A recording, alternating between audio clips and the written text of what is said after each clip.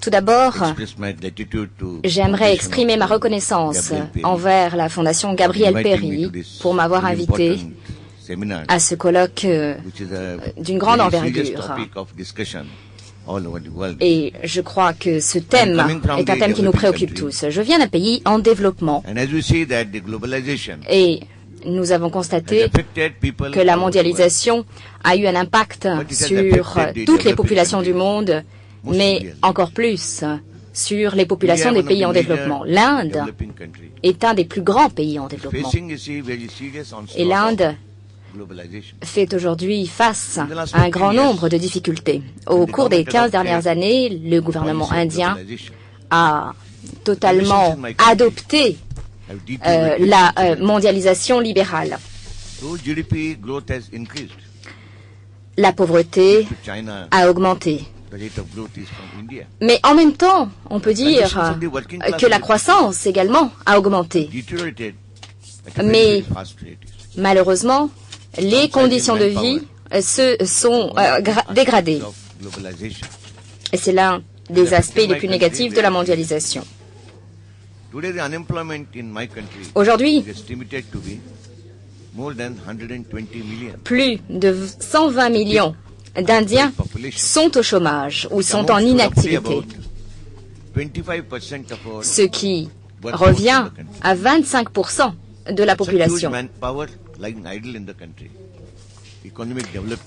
L'inactivité touche donc un grand nombre de personnes, ce qui a un impact évidemment sur l'économie indienne. L'Inde a une population qui correspond à environ 16 ou 17% de la population mondiale. Mais le commerce extérieur indien correspond à environ à seulement 1% des échanges commerciaux. Et en Inde, le taux de travail des enfants est parmi les plus élevés. Selon les statistiques des Nations Unies, la plus grande proportion de pauvres vit en Inde. Donc, d'une part, on voit une croissance économique plutôt forte en Inde comparée à d'autres pays. Mais les conditions sociales, les conditions de vie du peuple indien se sont détériorées. On s'aperçoit par exemple que le nombre de suicides s'est accru. Tout cela parce que les paysans ne peuvent plus utiliser les engrais. Donc on a un nombre de suicides qui augmente parmi cette population paysanne.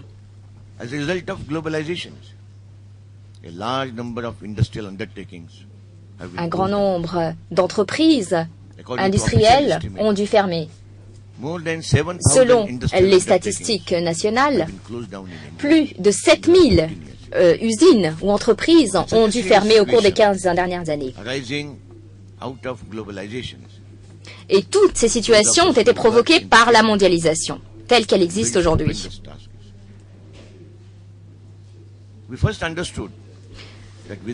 Nous avons compris, cependant, que sans l'union des forces des travailleurs, nous ne parviendrons pas à lutter contre la mondialisation. Donc notre première tâche a été d'unifier les différents mouvements sociaux.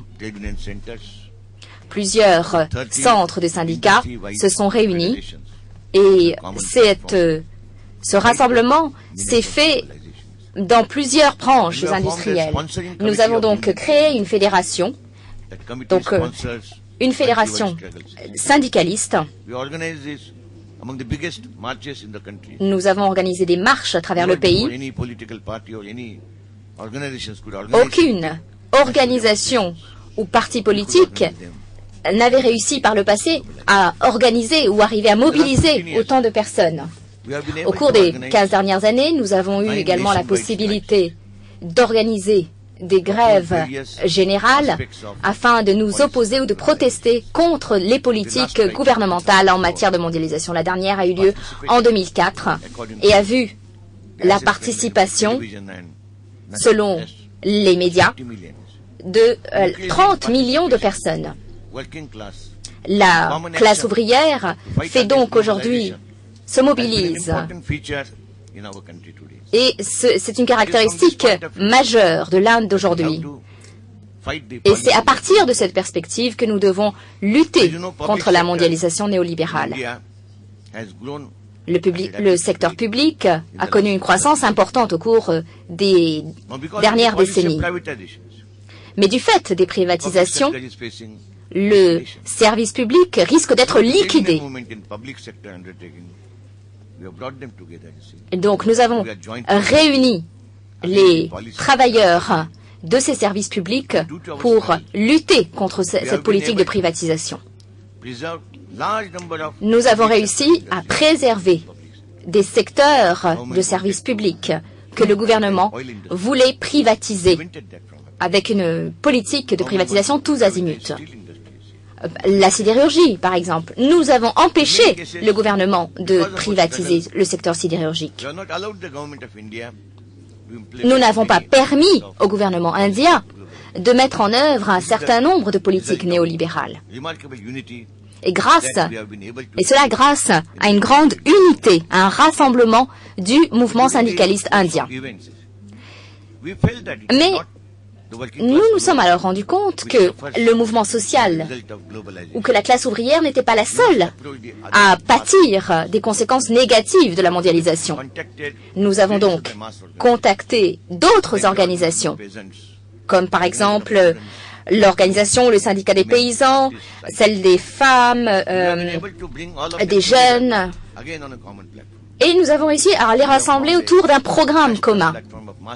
Nous avons créé une plateforme commune, nationale, pour lutter contre les politiques induites par la mondialisation. Grâce à cette plateforme commune, à ce programme commun, ces mouvements ont pu combattre ces politiques publiques. Il y a eu un véritable élan national. Et nous avons été crédités d'un certain nombre d'actions et d'initiatives. Et le gouvernement a dû admettre l'existence de ce mouvement. Et le processus de la mondialisation libérale a été ralenti. Et cela grâce donc à des efforts collectifs. Et si nous voulons réellement une transformation sociale, c'est grâce à ce type de mobilisation populaire. Par conséquent, dans la lutte contre la mondialisation, il est nécessaire que toutes les couches de la société travailleuse, se mobilisent et se rassemblent. Grâce à ce rassemblement, nous avons créé d'ailleurs des liens fraternels avec la classe ouvrière d'autres pays de la région, le Bangladesh, le Sri Lanka, le Népal, le Pakistan.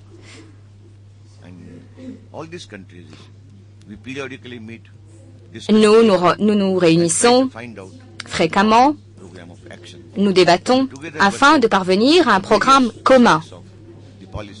Et nous sommes souvent d'accord sur de nombreux aspects. Nous avons également des liens avec le mouvement syndicaliste d'autres pays asiatiques. Nous avons été en mesure de trouver une organisation commune, ce que nous appelons l'initiative d'Asie du Sud contre la mondialisation. Et nous sommes également donc en contact avec d'autres pays comme la Corée du Sud, l'Australie, pour lutter contre la mondialisation. Nous nous réunissons également.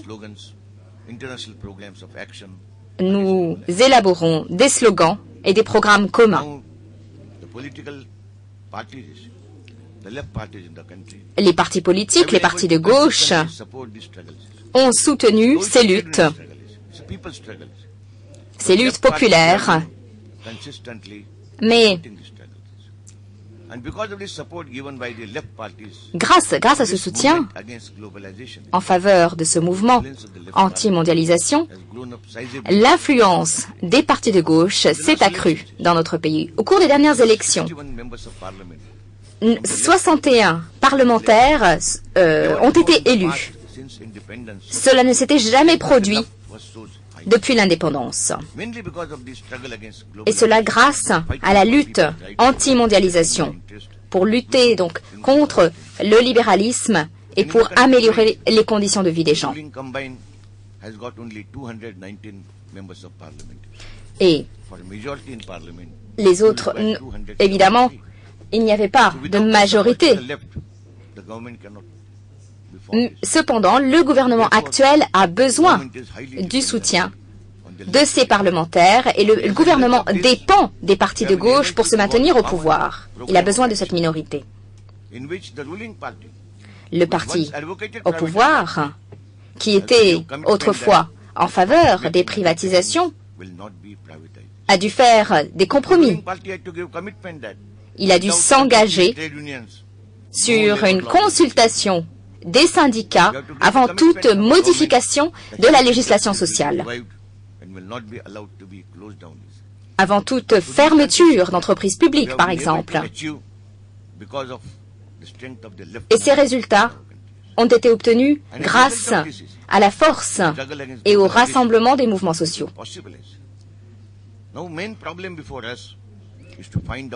À présent, le problème, évidemment, est de trouver des alternatives politiques. Nous n'avons pas, pour l'instant, élaboré de politiques publiques positives et nous en avons besoin pour obtenir le soutien de la population.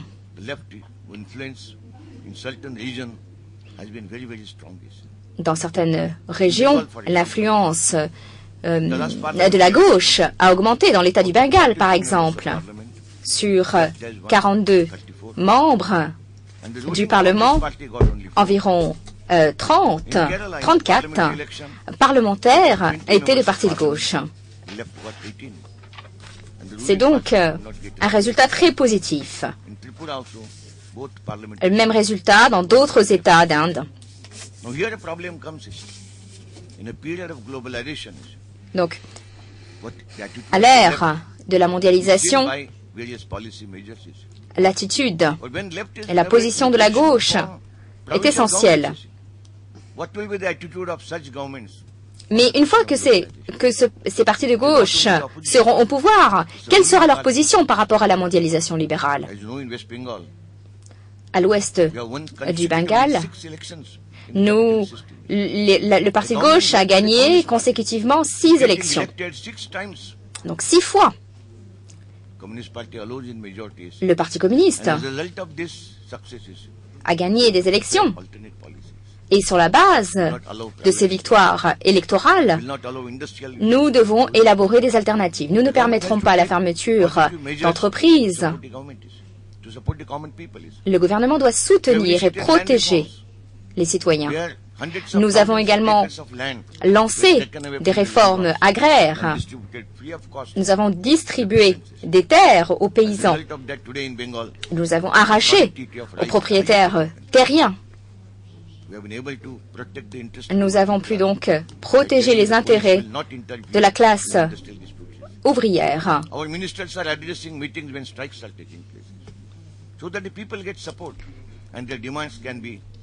Alors, l'idée est de répondre aux besoins de cette classe ouvrière. Donc, 6 mandats. Nous avons été élus à 6 reprises. Il va y avoir de nouvelles élections parlementaires dans 3 États. Normalement, le parti devrait être élu. Nous allons devoir lutter contre les politiques du gouvernement central. Donc, la situation politique est très complexe. Le gouvernement central dépend de nous, mais en même temps, le gouvernement central tente de remettre en cause les assemblées des États. Nous avons également le risque de voir le retour au pouvoir des fondamentalistes hindous qui, comme vous le savez, ont détruit des mosquées, ont également commis des exactions à l'encontre de la population bouddhistes, etc. Donc l'idée est de tenter de lutter contre un retour au pouvoir de ces fondamentalistes. Le gouvernement adopte aujourd'hui des politiques qui vont à l'encontre des intérêts de la population. C'est pourquoi nous devons les combattre. Donc, d'une part, nous devons soutenir le gouvernement, mais en même temps, il nous faut lancer des initiatives et des actions collectives afin d'influencer ce gouvernement. Notre expérience montre la chose suivante. Le Parti communiste, est au pouvoir dans 3 provinces et gouverne une population qui est très importante, environ 50 millions de personnes. Est-ce que nous serons à même de parvenir à des transformations sociales?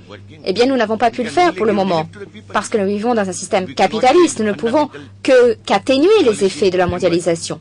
Mais nous n'avons pas pu transformer en profondeur le cadre général du système. Et donc, à présent, il nous faut parvenir à ces changements sociaux, lutter pour la transformation sociale. Ce qui ne peut arriver qu'en abolissant l'hégémonie des multinationales et celle des propriétaires terriens. Il nous faut absolument maîtriser l'incidence ou l'influence des multinationales et d'un certain nombre de forces réactionnaires dans le pays. La transformation sociale, ce n'est pas simplement un petit changement par-ci par-là, ou un changement qui soit symbolique. Il faut avant tout sensibiliser la population, éduquer la population. Nous avons pu gagner à plusieurs reprises les élections parce que nous avons pu justement sensibiliser la population. Dans un système capitaliste, nous ne pouvons pas toujours aller plus loin dans la lutte pour le changement social. C'est pourquoi il faut modifier ce système capitaliste en profondeur, et c'est ce que nous essayons de faire. Et nous avons constaté un soutien accru pour les partis de gauche et pour les forces progressistes.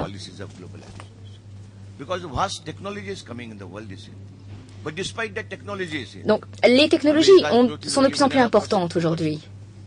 Et elles gagnent en importance. Mais qui utilise ces technologies aujourd'hui? Pas tous. Il nous faut, en fait, atténuer les points négatifs du système capitaliste et remettre les outils de production entre les mains du peuple. Et ce n'est que grâce à ce type d'action que nous parviendrons à une véritable transformation sociale. Nous essayons de préparer les masses pour organiser ce changement social. Et à partir de cette perspective, telle est donc notre œuvre. Nous tentons également de créer des liens, de jeter des ponts avec d'autres mouvements progressistes à travers le monde. Et je crois qu'il y a aujourd'hui une véritable dynamique de lutte contre la mondialisation libérale. Et le dialogue entre Nord et Sud est un élément clé. Il y a peut-être des conflits, il peut y avoir des conflits, mais je crois qu'il est possible de mettre en commun un certain nombre d'objectifs. Il est possible de parvenir à une lutte mondiale contre la mondialisation libérale. Nous pouvons passer d'un monde d'exploitation à un monde affranchi de cette exploitation. Et je crois que c'est dans cet objectif que nous devons travailler. Et c'est ce que nous faisons au sein du CITU. Il ne me reste pas beaucoup de temps. Mais voici donc les principales idées les idées à partir desquelles nous luttons contre la mondialisation.